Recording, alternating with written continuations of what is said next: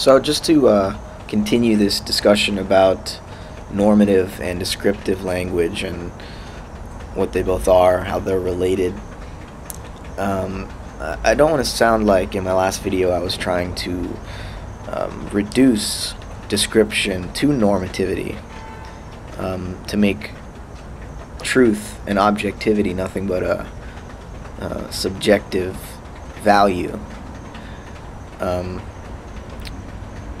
I don't want to reduce one to the other, but I do think the idea that our descriptions of the world, our objective models and our scientific understandings, all of this is certainly useful, and you know, the evidence of that is this camera. It's all the technology around us,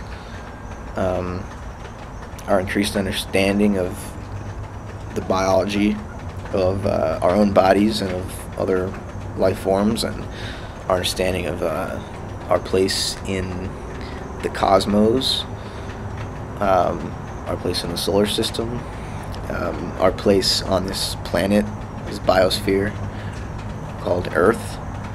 And we have very accurate descriptions, but the only point I would try to make, which, you know, it's not a reduction of science to normativity, a reduction of objectivity to subjectivity, because really it's not that we can't have knowledge, it's that knowledge is an interaction with the world. Knowing is acting, knowing is living, making decisions and choices with other people in an environment. That's what knowledge is, if it's anything. So descriptions aren't uninvolved with what appears. As we describe the appearance of nature in different ways, the appearance itself changes. Our relationship with it is altered. So there is, I guess, the point would be that there's no purely descriptive language, and there's no purely normative language either.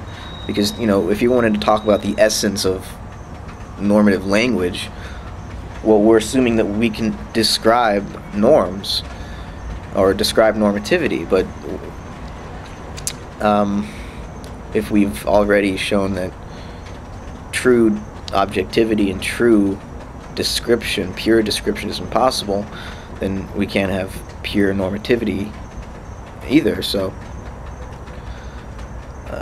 they're just both implicated and intertangled with one another. So our descriptions are human behaviors. They're not God's eye views of the world. They're not true outside of the cultural context of values and meanings and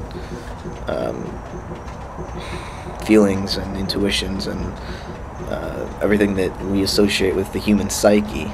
Science is a part of this larger activity, and I guess it pays in this context to just relate this to a few other concepts, to the body and the soul, as well as the mind, because a lot of times we equate the soul or the psyche with the mind or the ego, the thinking thing, the one that thinks thoughts and gains its existence from those thoughts. The mind is that kind of discursive, rationalizing, dualistic, reductionistic, linguistic,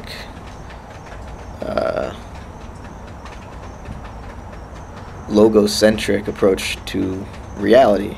The soul, on the other hand, is it's more holistic. It's one with the body, whereas, you know, we think of the mind or the ego as being entirely separate from the body, and that it can stand outside, observe it all, exert free will in controlling it, and also objectively describe the world. At least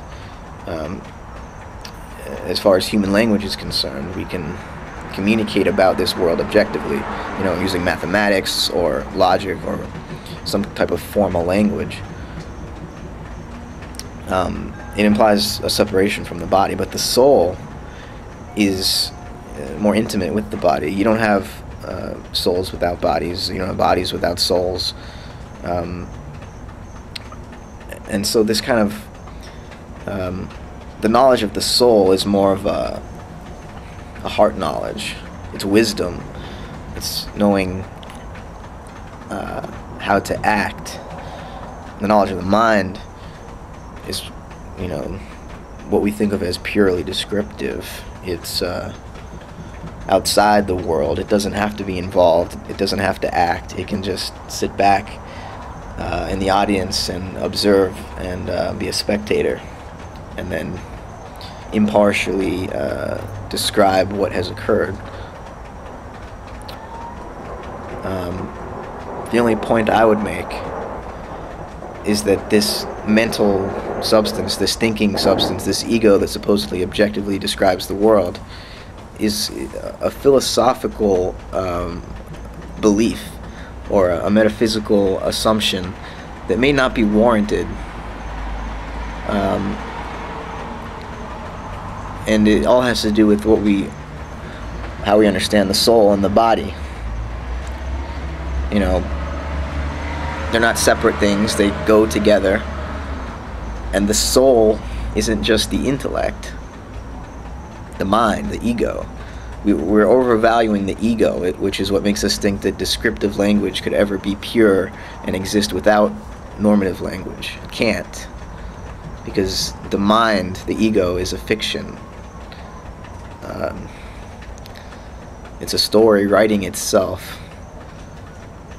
Kind of like a technology that exists out in the world that has become implicated in this symbiotic relationship with the soul and the body, with this, autopoetic system that's happening right now.